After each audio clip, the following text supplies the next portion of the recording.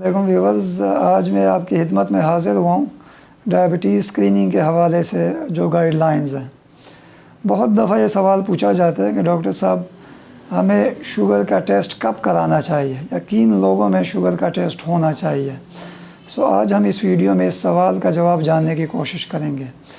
जब भी हम डायबिटीज़ स्क्रीनिंग की बात करते हैं, हमारा वास्ता दो किस्म की पॉपुलेशन से पड़ता है। एक वो पॉपुलेशन है जिनमें शुगर की अलामात आ चुकी हैं, यानी पेशाब का बार बार आना, हाथ पाँव सुन्न होना, वज़न कम होना और भूख प्यास ज़्यादा लगना। इन लोगों में आपने शुगर के टेस्ट लाजमी कराने हैं, इनमें कोई दूसरी राय नहीं है।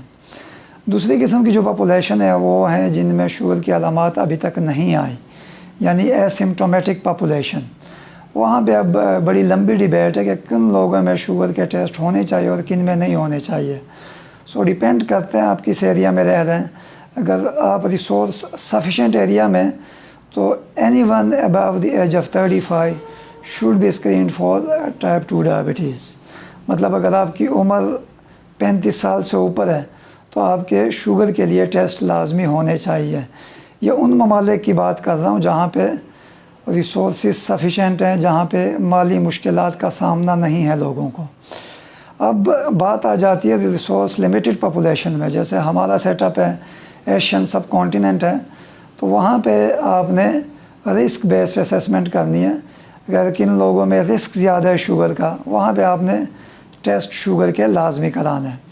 कौन कौन से रिस्क है आज हम इस वीडियो में डिस्कस करेंगे कि वो पॉपुलेशन कौन सी है जो एट रिस्क है डायबिटीज़ के लिए। जो सबसे इम्पोर्टेंट पैरामीटर है वो बॉडी मास इंडेक्स है।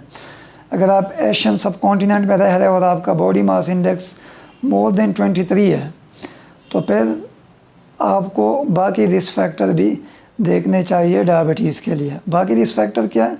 एक तो आपका BMI आपने देखना है। दूसरा, BMI के साथ अगर एक और रिस्क फैक्टर आ जाता है तो आपने शुगर के टेस्ट लाजमी कराने हैं।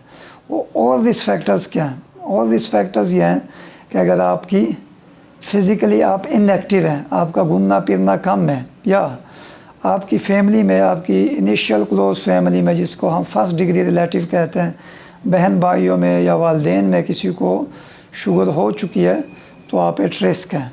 अगर आपकी एथनिसिटी है जो हाई रिस्क एथनिसिटी जिसे हम कहते हैं, एशियन सब कॉन्टिनेंट में रहने वाले या अफ्रीकन अमेरिकन्स जो हाई रिस्क पॉपुलेशन है, तो अगर आपकी एथनिसिटी आपको प्रीडिस्पोज कर रही है डायबिटीज़ के लिए, तो आपकी स्क्रीनिंग टेस्ट लाजमी होने चाहिए।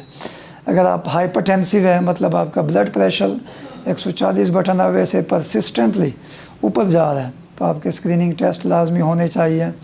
अगर आपको डिस्लिपिडीमिया है, मतलब आपके जो HDL है वो 35 से कम है, और ट्राइग्लिसराइड्स अगर आपके पास 250 से ऊपर है, 250 मिलीग्राम पर डेसीलीटर से ऊपर है, तो आपके स्क्रीनिंग टेस्ट लाजमी होने चाहिए। अगर आप में साइंस ऑफ इंसुलिन रेजिस्टेंस हैं, जैसे एक्यांथोसिस नाइग्रिकेंस, जैसे स्किन टैग्स का बनना, और बाज़ औक़ात डबल चिन के साथ जो पेशेंट आते हैं, तो उन पेशेंट में भी आपके स्क्रीनिंग टेस्ट लाजमी होने चाहिए। अगर आपकी प्रीवियस हिस्ट्री है कार्डियोवैस्कुलर डिजीज़ की, या अगर आपके पास फीमेल पेशेंट आता है जिसको प्रीवियस हिस्ट्री है पॉलीसिस्टिक ओवेरियन सिंड्रोम की, जो एक इंडिकेशन है इंसुलिन रेजिस्टेंस की बॉडी के अंदर, तो उनमें भी स्क्रीनिंग टेस्ट लाजमी होने चाहिए। एक body mass index more than 23, और उसके साथ इन रिस्क फैक्टर्स में से कोई एक रिस्क फैक्टर अगर पॉजिटिव है, तो आपके डायबिटीज़ के लिए स्क्रीनिंग टेस्ट होने चाहिए। अब बात आ जाती है प्री डायबिटिक पॉपुलेशन की, कि वो लोग जिनमें डायबिटीज़ तो अभी नहीं हुई लेकिन वो एट रिस्क हैं, वो ना नॉर्मल पॉपुलेशन में लैंड करते हैं ना डायबिटिक पॉपुलेशन में लैंड करते हैं, उनको हम प्री डायबिटीज़ कहते हैं। तो प्री डायबिटीज़ में आपका स्क्रीनिंग HbA1c के साथ हर साल होनी चाहिए।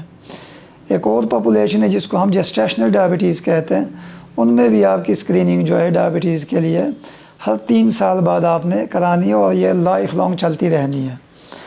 अब आप सपोज़ कर लें एक और जो एक इम्पॉर्टेंट पॉपुलेशन है जो अभी न्यूली अमेरिकन डायबिटीज़ एसोसिएशन ने जिसको डायबिटीज़ स्क्रीनिंग में इंक्लूड किया है, वो है HIV अफेक्टेड पॉपुलेशन, जो अनफॉर्चुनेटली राइजिंग ट्रेंड भी है जिसका। तो उसमें आपने स्क्रीनिंग डायबिटीज़ की लाजमी करानी है। सपोज़ कर ले आपकी इनिशियल स्क्रीनिंग नेगेटिव आ जाती है, मतलब आपका HbA1c या fasting blood sugar levels normal आ जाते हैं, तो आपने हर 3 साल बाद इस पॉपुलेशन की, जो हमने हाई रिस्क पॉपुलेशन की बात की है, उनकी अपने हर 3 साल बाद HbA1c रिपीट कराते रहना है। और सपोज़ अगर HbA1c उनके अब नॉर्मल आ जाता है, मतलब पेशेंट को डायबिटीज़ डायग्नोज हो जाती है, तो आपने डायबिटीज़ की ट्रीटमेंट पे इन मरीज़ों को स्टार्ट कर लेना है। Thank you.